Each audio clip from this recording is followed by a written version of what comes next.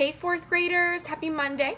I hope you guys had an amazing weekend and a good Mother's Day. I hope you guys hugged your mommies and told her how much you loved her and appreciated her and did something nice and special for her.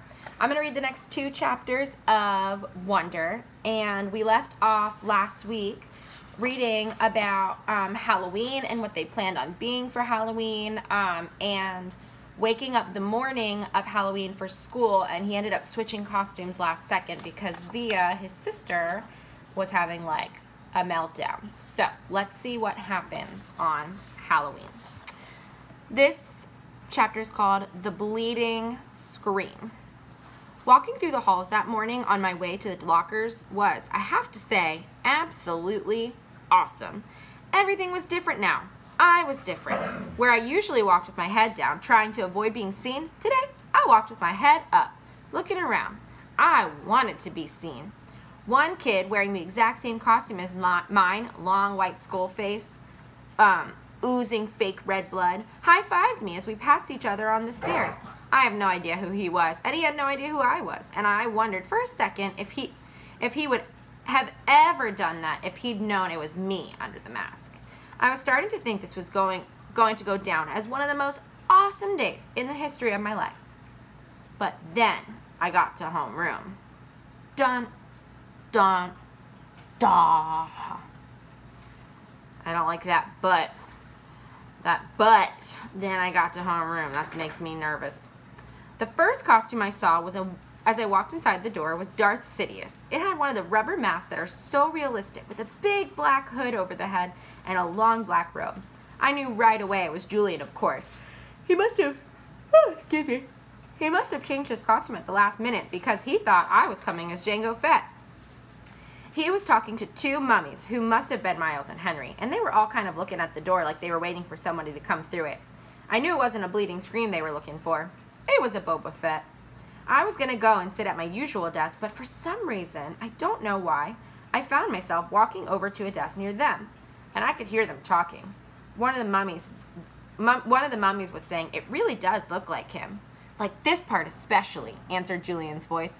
He put his fingers on the cheeks and the eyes of Darth Sidious' mask. "Actually," said the mummy, "what he really looks like is one of those shrunken heads. Have you ever seen those? He looks exactly like that." "I think he looks like an orc." "Oh, yeah! If I looked like that," said the Julian voice, kind of laughing, "I swear to God, I would put a hood over my face every day." "I've thought about this a lot," said the second mummy, sounding serious, "and I really think if I looked like him, seriously, I think that I'd kill myself." "You would not," answered Darth Sidious. "Yeah, for real," insisted the same mummy. "I can't imagine looking in the mirror every day and seeing myself like that. It would be too awful, and getting stared at all the time." "Then why do you hang out with him so much?" asked Darth Sidious. "I don't know," answered the mummy. "Tushman asked me to hang out with him at the beginning of the year, and he must have told all the teachers to put us next to each other in all our classes or something." The mummy shrugged. I knew the shrug, of course. I knew the voice. I knew I wanted to run out of the class right then and there. But I stood where I was and listened to Jack Will finish what he was saying. "I mean, the thing is, he always follows me around. What am I supposed to do?" "Just ditch him," said Julian. I don't know what Jack answered because I walked out of the class without anyone knowing I had been there. My face felt like it was on fire while I walked back down the stairs. I was sweating under my costume, and I started crying. I couldn't keep it from happening. The tears were so thick in my eyes I could barely see, but I couldn't wipe them through the mask as I walked. I was looking for a little tiny spot to disappear into. I wanted a hole I could fall inside of, a little black hole that would just eat me up. Oh, I hate that chapter. I hate how awful they were being. And they didn't even know August was there because he was in a costume. So these guys are talking about August kind of like behind his back, thinking that he's not there, but he is. That is so, so awful. I can't imagine.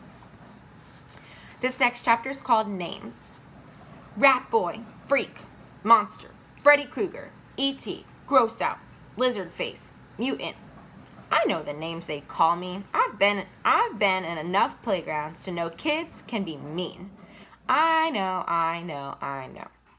I ended up in the second floor bathroom. No one was there because first period had started and everyone was in class. I locked the door to my stall and took off my mask and just cried for I don't know how long. Then I went to the nurse's office and told her I had a stomach ache, which was true, because I felt like I'd been kicked in the gut. Nurse Molly called Mom and had me lie down on the sofa next to her desk. 15 minutes later, Mom was at the door. "Sweetness," she said, coming over to hug me. "Hi," I mumbled. I didn't want her to ask anything until afterwards. "You have a stomach ache?" she asked, automatically putting her hand on my forehead to check for my temperature. "He said he feels like throwing up," said Nurse Molly, looking at me with very nice eyes. "And I have a headache," I whispered. "I wonder if it's something you ate," said Mom, looking worried. "There's a stomach bug going around," said Nurse Molly. "Oh, geez," said Mom, her eyebrows going up as she shook her head. She helped me to my feet. "Should I call a taxi, or are you okay to walking home?" "I can walk." "What a brave kid," said Nurse Molly, patting me on the back as she walked us towards the door. "If he starts throwing up or runs a temperature, you should call the doctor." "Absolutely," said Mom, shaking Nurse Molly's hand. "Thank you so much for taking care of him." "My pleasure," answered Nurse Molly, putting her hand under my chin and tilting my face up. "You take care of yourself, okay?" I nodded and mumbled, "Thank you."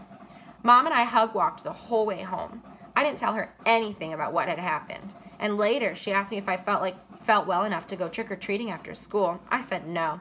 This worried her, since she knows how much I usually love trick-or-treating. I heard her say to Dad on the phone, "He doesn't even have the energy to go trick-or-treating. No fever at all." "Well, I will if he doesn't feel better by tomorrow." I know, poor thing. Imagine him, missing Halloween. I got out of going to school the next day, too, which was Friday, so I had the whole weekend to think about everything.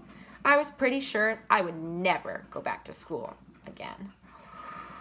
Oh my goodness, fourth graders. Those are two just like heart-throbbing chapters, and I just like, I don't know about you, but as a reader, I've started to really care about August. So when stuff like that happens, it like really, really hurts me. I think right now is a great time for a prediction, fourth graders. What do you think is going to happen? Do you think August is going to go back to school, or do you think he's going to quit? Do you think he's going to tell his parents what happened, or do you think he's not going to? What do you think is going to happen next in our story? Bye, fourth graders. See you tomorrow.